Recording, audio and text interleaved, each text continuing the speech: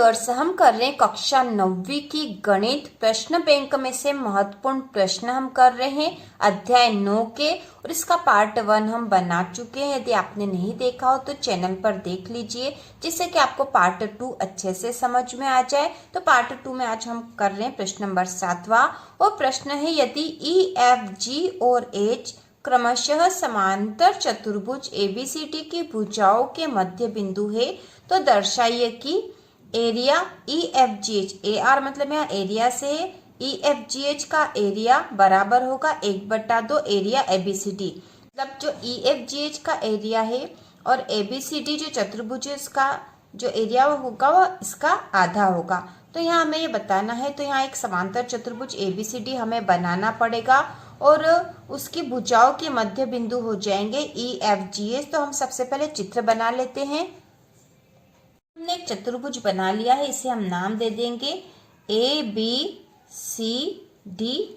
तो यहाँ पे एबीसीडी चतुर्भुज हो गया है, और यहाँ जो प्रश्न में कहा गया था कि यदि ई एफ जी और एच क्रमशः समांतर चतुर्भुज एबीसीडी की भुजाओं के मध्य बिंदु है, तो ई एफ जी एच इस चतुर्भुज की भुजाओं के मध्य बिंदु है। तो हम इन्हें दे देंगे यहाँ पे नाम, जैसे ये मध्य बिंदु हो गया ई, यहाँ पे हो जाएगा एफ, और ये यहाँ हो जाएगा जी, और यहाँ हो गया एच। ठीक है, ई एफ जी एच जो है क्रमशः समांतर चतुर्भुज एबीसीडी की भुजाओं के मध्य बिंदु है। तो दर्शाइए कि ई एफ जी एच का एरिया एबीसीडी का एरिया इसमें 1/2 हो जाएगा। तो ये हमें दिखाना, तो हम इसको चतुर्भुज के रूप में बना लेंगे। सबसे पहले तो हम इन बिंदुओं को जोड़ लेते हैं। ये सारे बिंदु जोड़ लिए और जिससे एक चतुर्भुज यहाँ पे बन गया है ई एफ जी एच। ठीक है, ई एफ जी एच। तो इसका एरिया, इस पूरे चतुर्भुज का एरिया, इसका एरिया जो है इस एबीसीडी के एरिया, यह इसका 1/2 होगा, यह हमें दर्शाना है। तो इसके लिए हम जो है एच से एफ तक एक रेखा खींच देते हैं, एच से एफ को मिला देंगे। ठीक है, हमने मिला दिया, इससे हमें 2 त्रिभुज मिल गए ना। यहाँ जो त्रिभुज बना है एच जी एफ, और इसी के ऊपर जब हम यहाँ देखेंगे तो एक चतुर्भुज हमें यहाँ मिलेगा एच डी एफ सी। ठीक है, या एच एफ सी डी। ठीक है, ये चतुर्भुज है एच एफ सी डी, ये चतुर्भुज है। और यहाँ जो त्रिभुज बन रहा है एच जी एफ, ये दोनों एक ही आधार पे हैं। ठीक है, आधार इनका क्या है, एच एफ है दोनों का। इस ऊपर वाला जो एक चतुर्भुज बन रहा है और ये ऊपर वाला त्रिभुज, इन दोनों का आधार एच एफ ही है। तो हम यहाँ लिखेंगे त्रिभुज एच जी एफ और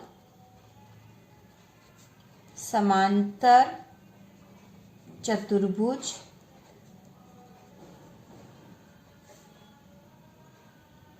एच डी सी एफ।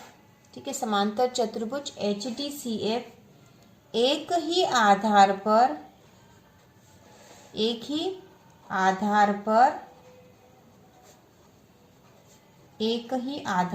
स्थित है।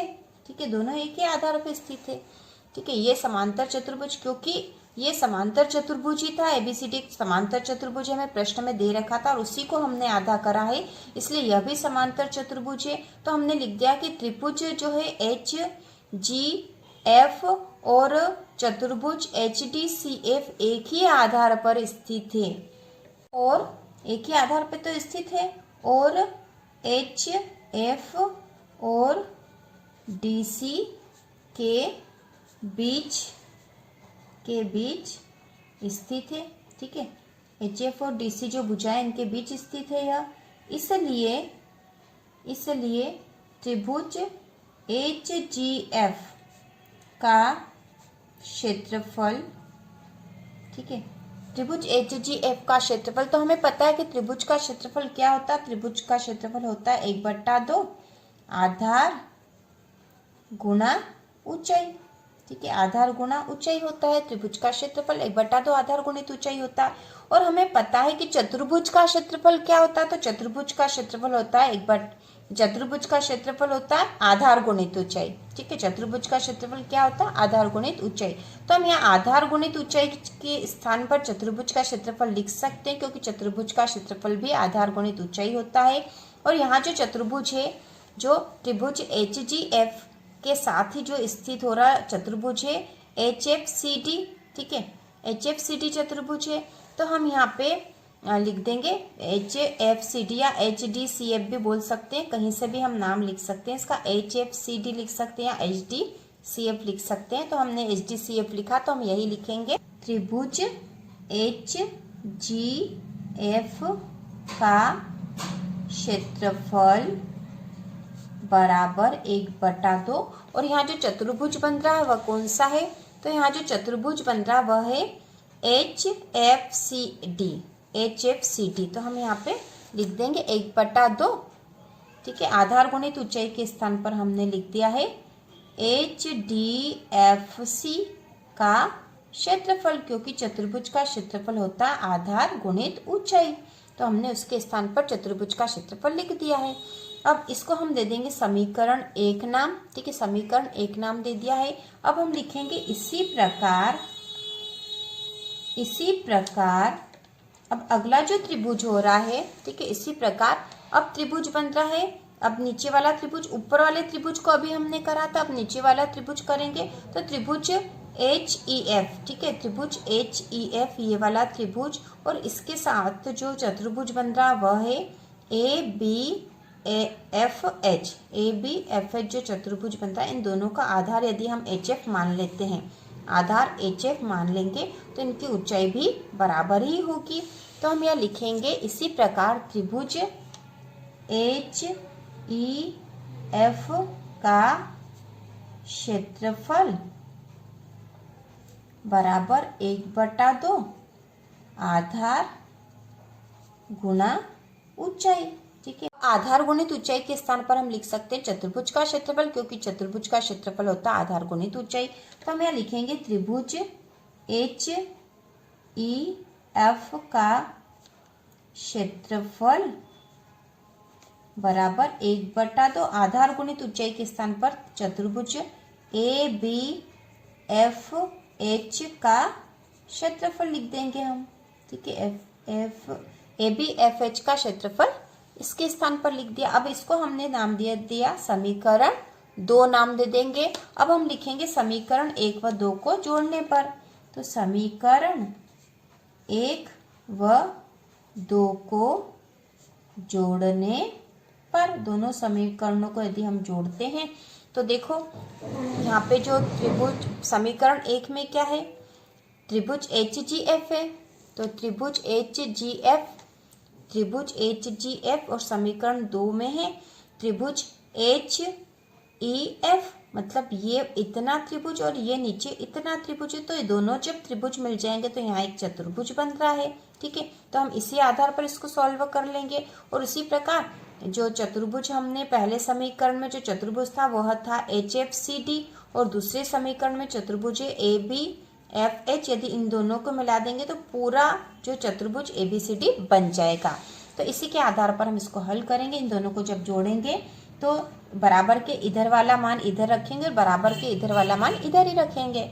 तो यहाँ पे पहले समीकरण में था त्रिभुज HGF का क्षेत्रफल, ठीक है, धन, अब दूसरे समीकरण में इस तरफ क्या था, त्रिभुज HEF का क्षेत्रफल था, ठीक है। अब बराबर के इधर, ठीक है, बराबर के इधर पहले समीकरण में था 1/2 HDFC का क्षेत्रफल, ठीक है, फिर धन 1/2 ABFH का क्षेत्रफल, ठीक है, क्षेत्रफल यहाँ लिख देते हैं। तो यहाँ पे इनके क्षेत्रफल है। अब इन दोनों को यदि मिलाएंगे तो त्रिभुज HGF और त्रिभुज HEF मिलके बन गया है चतुर्भुज, चतुर्भुज बन गया है EFGH। तो EFGH का क्षेत्रफल, क्योंकि जब दोनों को मिला देंगे तो चतुर्भुज बन रहा है, अभी हमने चित्र में देखा था। अब 1/2 यहाँ पे भी और 1/2 यहाँ पे भी, तो 1/2 कॉमन ले लिया हमने, और HDFC का क्षेत्रफल ABFH का क्षेत्रफल मिलकर एक बड़ा चतुर्भुज बन जाएगा, और यह हो जाएगा 1/2 ABCD का क्षेत्रफल, ठीक है। तो यहाँ पे देखो यहाँ पे पहले जो समीकरण था उसमें चतुर्भुज था HFCD और दूसरे समीकरण में चतुर्भुज ABFH। इन दोनों को जब मिला दिया तो पूरा चतुर्भुज बन गया। ठीक है, आधा और आधा ये मिलके पूरा बन गया था, तो हमने उसके स्थान पर चतुर्भुज ABCD का क्षेत्रफल लिख दिया है। अब यहाँ पर हम यहाँ लिख देंगे जैसा कि प्रश्न में लिखा था, एरिया, क्षेत्रफल को एरिया ही बोलते हैं, एरिया EFGH बराबर है 1/2 और क्षेत्रफल के स्थान पर हम एरिया लिख देंगे और ABCD। ठीक है, आप नहीं लिखो और ये भी करो तो भी राइट है। ठीक है, तो भी राइट है ये। तो इस प्रकार ये पूरा सवाल हल हो चुका और यही हमें दर्शाना था, जो कि हमने दर्शा दिया है।